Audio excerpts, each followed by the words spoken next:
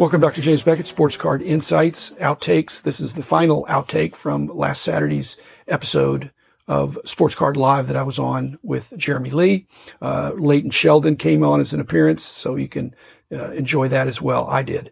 Thanks, sponsors, Topps Panini, Upper Deck, Heritage Auctions, Huggins Scott Auctions, Mike Stadium Sports Cards, Burbank Sports Cards, ComC.com, and Beckett Media, Beckett Grading, Beckett Authentication. So here it is, and thanks, Jeremy and Leighton. Before we bring on Leighton for the Vintage Spotlight, I wanted to get you to talk a bit also about what you refer to as the elasticity of premiums for the highest grades and the best players. It relates to what we were just talking about. If a jersey of a player is worth $50,000, but it can be worth $500,000 if it's photo matched.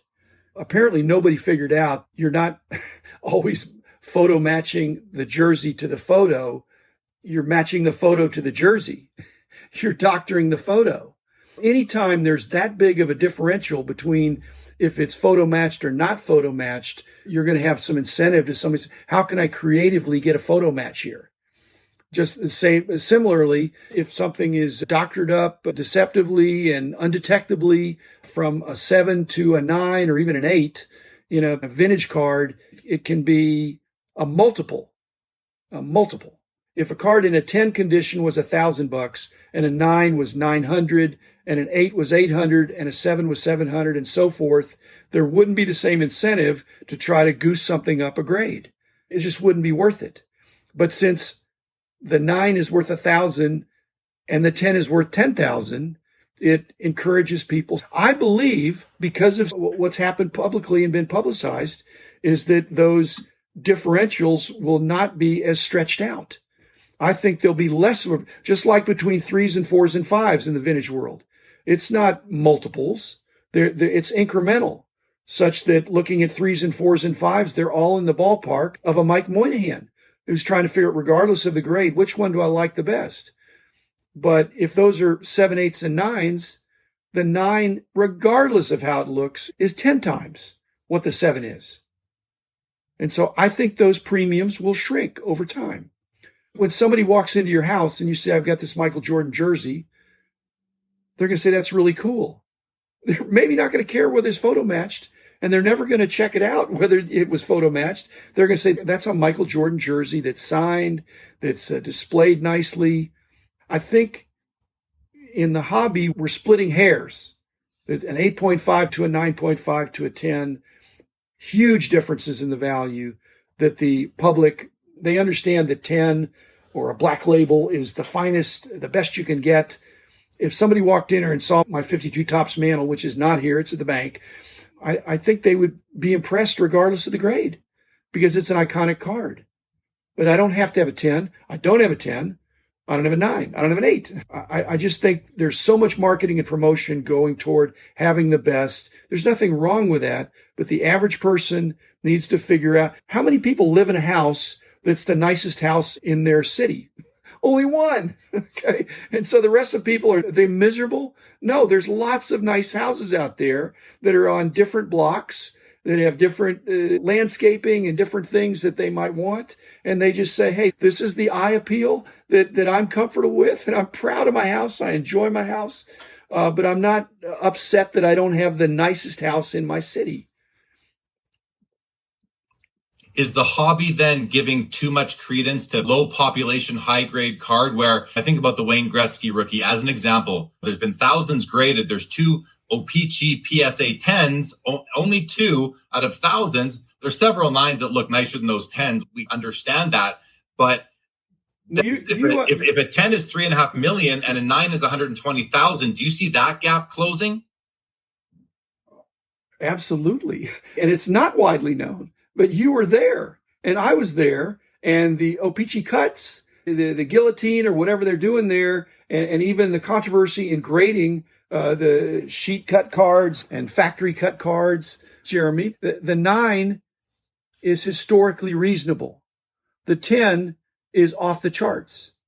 It's an artifact of our COVID experience where things just shot through the roof because people were sitting home and trying to figure out that if these things are going to the moon, I'm going to buy the finest. But as you said, the 9s are arguably as good as the 10s. And then you have other grading companies as well with different philosophies of how they're treating the cuts and the edges and things like that. But it's a shortcut to just say, I'm looking at the pop reports. There's only 2 10s. I got one of them, and my hat's off to them. And they paid what it took to get it. But some of these cards, I believe, when they go to sell them, whether it's in a few years, they may not go for as much. People may say, you know what, the 10 is not going to come up and I don't want to pay that much. It makes the 9 look like a stupendous bargain.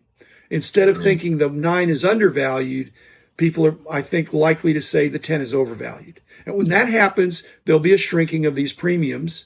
It's not insane because I understand the mindset, but it's 2 different hobbies, Jeremy. There's a hobby for the really rich guys, and there's a hobby for everybody else. And I want the hobby for everybody else to be healthy. You're not typical. You're not swayed by the fact that just because it says it's a 10, it's the best one you could get. Mr. Leighton Sheldon, live from the Philly show. Leighton, you were talking about buying collections. I love buying. I bought, I actually can say tons of collections because it's many 2,000 pounds over all those decades. You talked about making a deal and talking to the guy and then coming back the next morning. I have never done a deal that lasted that long. When I was buying collections, time was of the essence. I had very little time to evaluate and either throw out an offer or better to get them to throw out what are they looking for on some of the buying trips I did at some shows, so estate sales, wherever I was buying a collection. I don't remember spending hours and hours or coming back later. You either did the deal. And so I had to very quickly analyze under a lot of pressure. And in those days, it was thousands of cards. So what do? Because you're a high volume buyer and yet you're sensitive and you're enjoying the experience, but it's hard to buy collections. It's hard to buy them quickly. Times change day over day, but then they change year over year and they change decade over decade. Like, when did you buy your first collection? 1972. So we're talking about pre-internet, decades ago. So admittedly, the process then might be a little bit different than today. A lot different. But exactly. And again, they didn't have price guides. But my point is just the time that it takes to either build a rapport or establish a value is tricky. I always tell folks that what I do as far as being a professional baseball card treasure hunter is a balance of an art and a science. The science being the math, the art being a human being, and talking to folks. As you said, time is money. But I would say that I've also really appreciated the journey and the experience. And I think that comes across when I'm visiting folks, whether it be their collectors or just a family who inherited something. But I wanted to get back to the point you brought up about starting in the 70s. So not only is it pre-internet, but you're maybe doing a deal in 1972 or 1979, I'm making up a number, for 5,000 or for 2,000. Today, that number's 20,000, 50,000, 500,000. So you're asking about how can I take the time?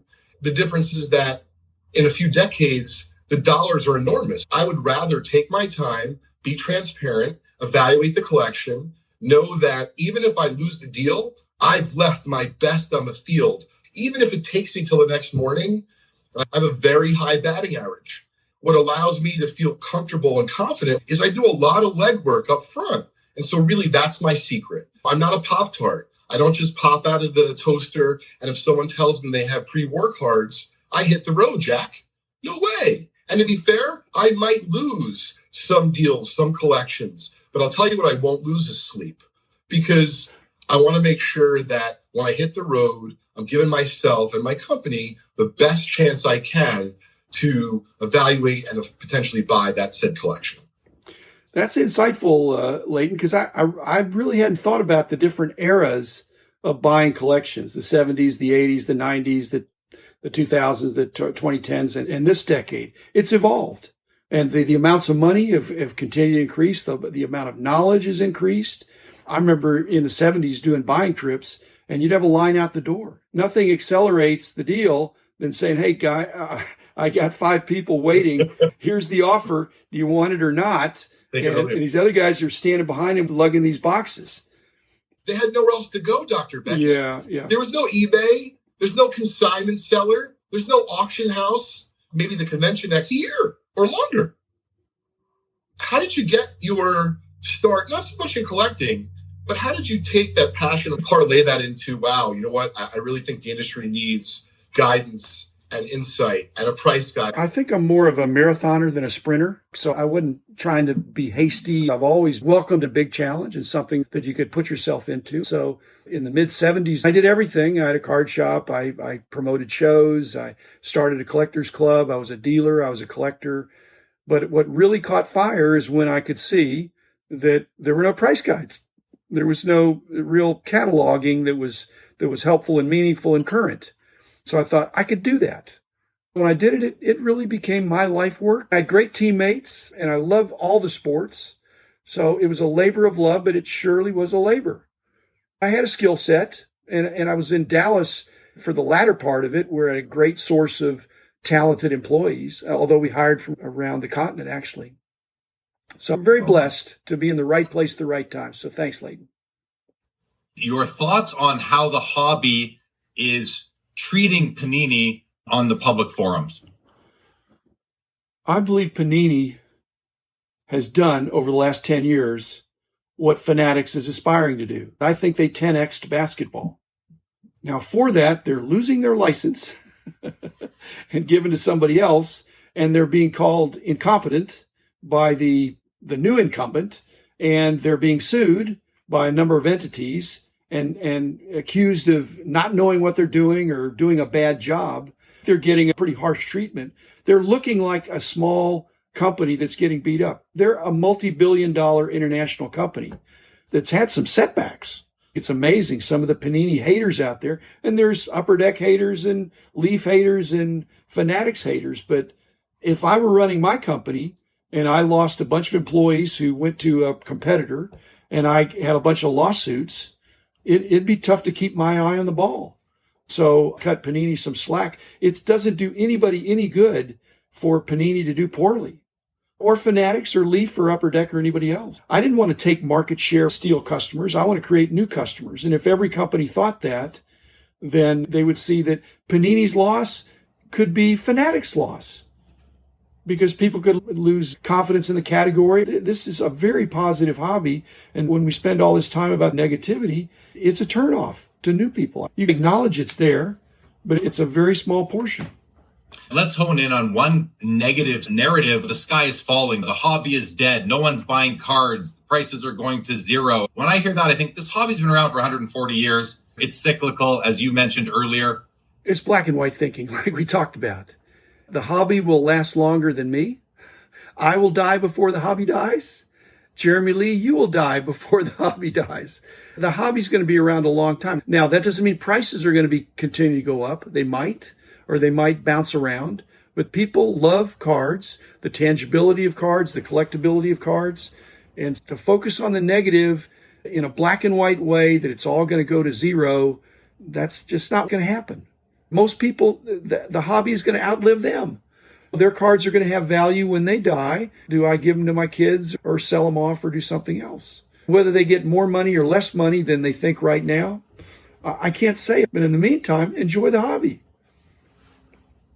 Enjoy the hobby. What are your thoughts on whether Fanatics acquires or starts up a grading company? Is there too much conflict of interest there, or can you see a way that could work and the hobby would be okay with it? We can say all we want, but they can do it. I think it's likely they will do it. And I do not believe it's as much of a conflict of interest as people think. The same logic, when we were doing the price guides, we couldn't do grading because that would be a conflict. You're either going to have integrity or you're not. If Fanatics gets into grading and they do it with a lack of integrity, it damages their whole brand. These smart guys running companies know the brand is really important, and any perceived conflict of interest, hopefully they would defeat by going above and beyond to show transparency. So it might happen, guys, and if it does, the sky will not be falling. There you have it. Dr. Beckett, I'm going to let you go and make sure that everything is good in the house there with your wife. I'm going to go from being the smartest guy in the room to going to bed with my wife and being the second smartest person in the bed. I love it.